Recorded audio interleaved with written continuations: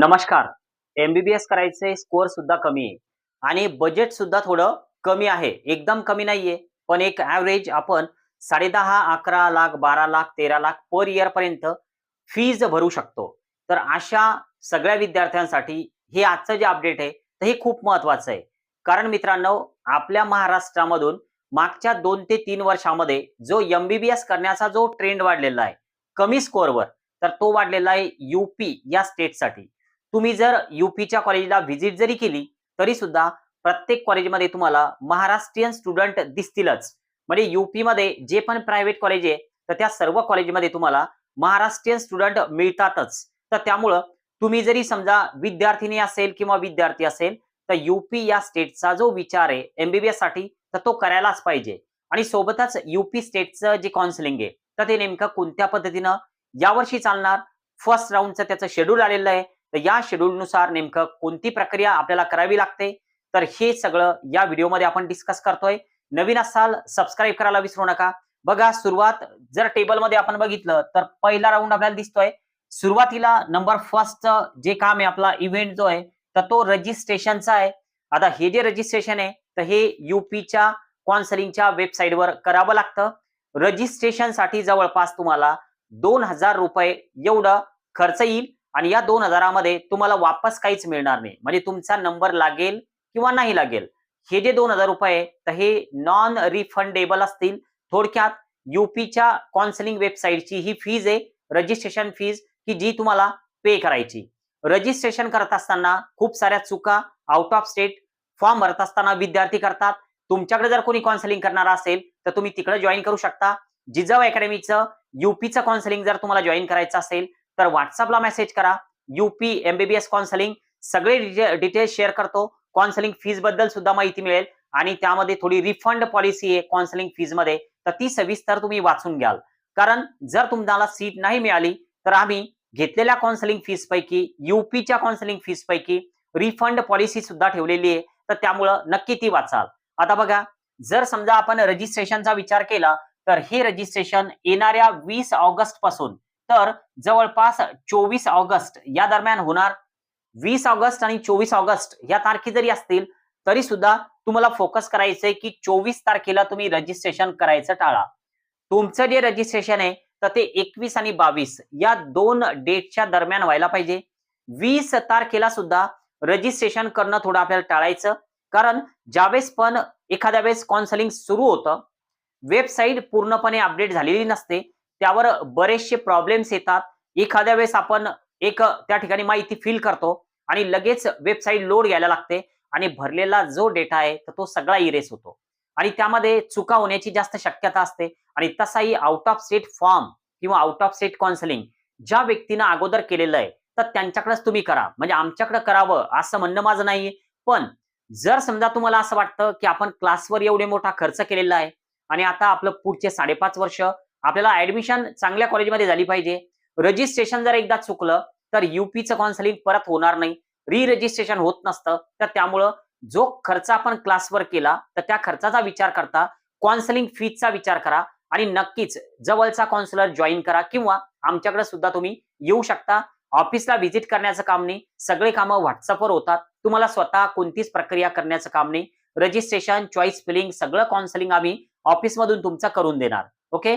आणि हे बघा, रजिस्ट्रेशन 24 तारखेला करू नका. तुम्ही स्वतः जरी करत असाल तरी सुद्धा 20 तारखेला सुद्धा करू नका. कारण 20 तारखेला वेबसाईट नेमकी सुरू झालेली असते. आणि 21 आणि 22 तारखेला 23 तारखेला रजिस्ट्रेशनचा विचार तुम्ही करू शकता. ओके.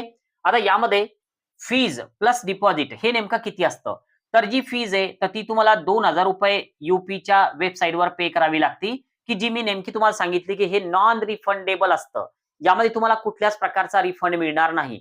वेबसाईटची फी आहे आणि तुम्हाला वेबसाईटवर एकदा फी पे केली, की नंतर तुमचं डॉक्युमेंट व्हेरिफिकेशन हो, अगर न हो, तुमचं डॉक्युमेंट व्हेरिफिकेशन जरी फेल झालं, तरी सुद्धा हे ₹2000 तुमचे वापस येणार नाही. मेरिट लिस्टमध्ये तुमचं नाव केव्हा येईल? जर तुमचं डॉक्युमेंट व्हेरिफिकेशन सक्सेसफुल जर झालं तर. ओके.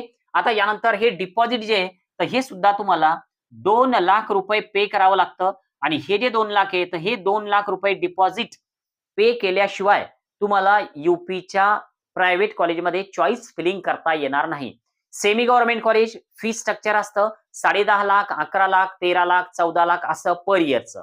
ओके. आणि हे जे 2 लाख रुपये आहे, तर हे रिफंडेबल असतात. हे पैसे काउन्सिलिंग संपली की परत येतात ज्या अकाउंटमधून पे केलेले आहेत त्या अकाउंटमध्ये. बऱ्याच पालकांचा असा समज असतो की सर ज्यावेळेस आम्ही कॉलेजमध्ये ऍडमिशन घेणार तर हे 2 लाख रुपये तिकडे मायनस होतील ना, तर तसं नसतं. या 2 लाखाचा आणि कॉलेज फीचा कोणताही संबंध नाही. आता यानंतर हे जे आहे तर हे डिपॉझिट तुम्हाला 24 तारखेपर्यंतच पे करायचं. म्हणजे हे या दोन्ही प्रक्रिया 20 आणि 24 तारखेच्या दरम्यान होणार. आता मेरिट लिस्ट, तर मेरिट लिस्ट जी आहे तर ती आपली 24 तारखेलाच येणार, पण ती साधारण संध्याकाळी 5 वाजेनंतर येईल. म्हणजे थोडक्यात रात्रीपर्यंत आपल्याला मेरिट लिस्ट बघायला मिळेल यूपीच्या वेबसाईटवर 24 तारखेला किंवा 25 तारखेला, तर ती लिस्ट आपल्याकडे येणारच आहे. ओके. थोडक्यात आता मेरिट लिस्ट जी आहे तर ती 25 तारखेला येईल. 25 तारखेला मेरिट लिस्ट आल्याच्या नंतर आता हे जरी 24 असलं तरी या ठिकाणी एक तर 24 ला लिस्ट येईल किंवा 25 ला तर येऊनच जाईल. या दोन पैकी एका दिवशी तुमची मेरिट लिस्ट तुम्हाला मिळेल. आणि मेरिट लिस्टमध्ये नावं कोणाची येतील की ज्यांचे डॉक्युमेंट व्हेरिफिकेशन सक्सेसफुल झालेले आहेत तर त्यांचे नावं मेरिट लिस्टमध्ये येतील. ज्यांची फीज पे झालेली आहे तर त्यांचे नावं मेरिट लिस्टमध्ये येतील. मागच्या वर्षीचा एक अनुभव शेअर करतोय. बऱ्याच विद्यार्थ्यांचे डॉक्युमेंट व्हेरिफिकेशन रेड कलर मध्ये मार्क झाले होते. रिझन काय, तर चुकीचं डॉक्युमेंट अपलोड केलं, ब्लर डॉक्युमेंट अपलोड झालं आणि बऱ्याच ठिकाणी असं झालं की वेबसाईटच्या प्रॉब्लेममुळेच सगळं रेड कलर होऊन गेला डॉक्युमेंट्सचा. म्हणजे थोडक्यात वेबसाईटवर प्रॉब्लेम होता, विद्यार्थ्यांची कोणतीही चूक नव्हती, तरी सुद्धा त्यांना त्यांचा भुर्दंड पडला. नोडल सेंटरवर जाऊन बरेच विद्यार्थी थांबलेले होते, पण नंतर मग ऑटोमॅटिक सगळी वेबसाईट परत एकदा अपडेट झाली आणि जे पण समजा रेड कलर मध्ये मार्क आलेले होते तर ते सगळे निघून गेले. सर्वांचं डॉक्युमेंट व्हेरिफिकेशन सक्सेसफुल झालं. म्हणजे जे पण नोडल सेंटरला गेले आग्र्याला वगैरे तर त्यांना फक्त जाऊन तिकडे त्रास झाला. ओके. आता बघा यानंतर चॉईस फिलिंग. आता या ज्या चॉईस फिलिंग आहे तर ह्या 25 तारखेपासून जवळपास सुरू होतील तर 29 तारखेपर्यंत, 29 ऑगस्ट पर्यंत चॉईस फिलिंग चालतील. आता चॉईस फिलिंग करत असताना जे पण कॉलेज आपल्याला पाहिजेत तर त्याची रँकिंग लावता आली पाहिजे. टॉपचे कॉलेज वरती घ्यावे लागतात आणि रँकिंग नुसार जे लो ग्रेडचं कॉलेज आहे तर ते सगळ्यात शेवटी ठेवावं लागतं. पण महत्वाचं आहे की आपलं फीचं बजेट नेमकं किती. जर समजा असं कॉलेज की त्याची फी 16 लाख आहे, ते जर आपण नंबर 1 ला ठेवलं आणि तेच जर मिळालं तर आपल्याला त्या कॉलेजमध्ये ऍडमिशन घेण्यासाठी जावं लागणार. तर आपलं तेवढं बजेट आहे का, तर याची एकदा विचार करून नंतरच मग चॉईस फिलिंगची लिस्ट तुम्ही बनवू शकता. प्रत्येक कॉलेजचं फी स्ट्रक्चर वेगळं असतं. डिपॉझिट सर्व कॉलेजचं सारखंच आहे.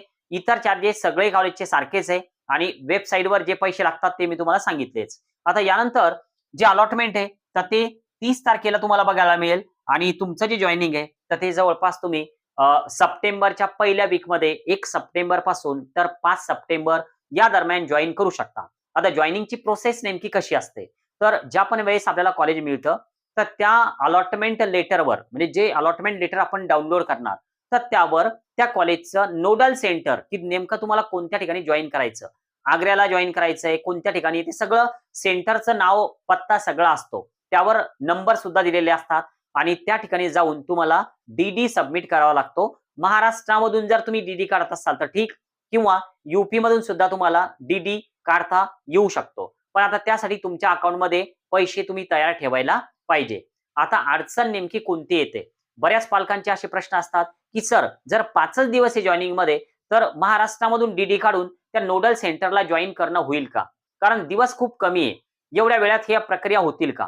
मागच्या वर्षी आमच्याकडनं जेवढे पण विद्यार्थी गेले एकाही विद्यार्थ्याची ऍडमिशन फक्त टायमामुळे फेल झाली नाही. ओके. जे पण विद्यार्थी गेले तर ते 100% जॉईन झाले.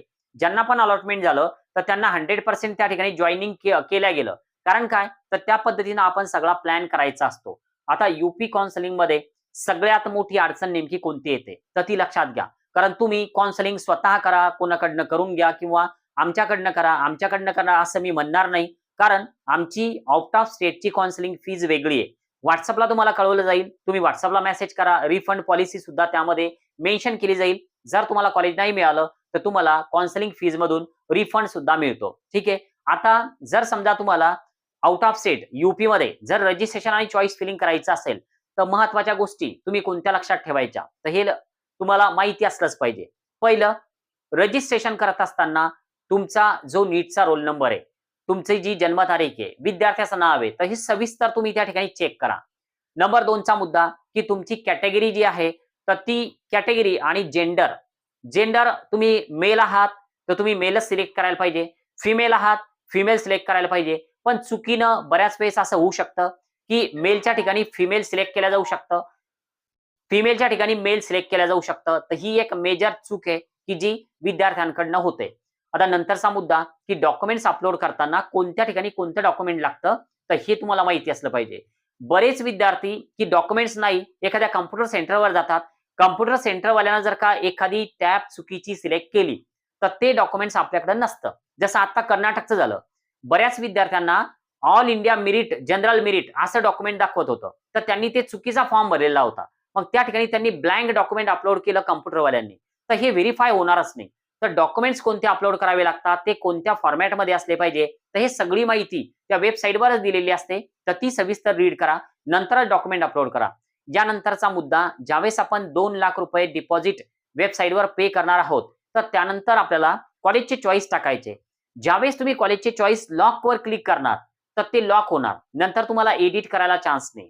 आणि जर तुम्ही आता समजा लॉकवर क्लिक केलं, एडिट करायला चान्स नाही, तर तुमचं जे भरलेलं आहे तर ते फायनल आहे. तर त्यामुळं एखादं कॉलेज, की जे तुम्ही पाहिजे नव्हतं, पण ते लिस्टमध्ये टाकलं, तर त्या कॉलेजला जर अलॉटमेंट झालं, तर तुम्ही नेमकं काय करणार? हे 2023 मध्ये आलेले प्रॉब्लेम आहे. यावर्षी वेबसाईटवर यामध्ये अजून काही सुधारणा होतात का? तर ते नक्कीच आपण बघूया.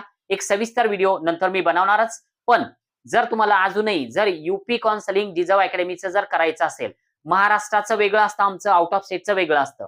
करायचं असेल 84 59 81 89 23 या नंबरला WhatsAppला मेसेज करा.